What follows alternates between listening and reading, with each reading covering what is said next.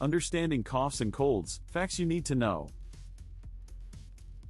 A cough is a reflex to clear your throat, while a cold is a viral infection.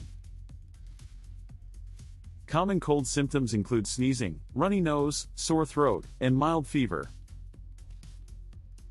Viruses are the main cause of colds, along with factors like dry air and allergens. A cold-related cough differs from chronic coughs caused by allergies or smoking. Good hygiene and a healthy lifestyle are key to preventing coughs and colds. Stay healthy. Subscribe for more health tips.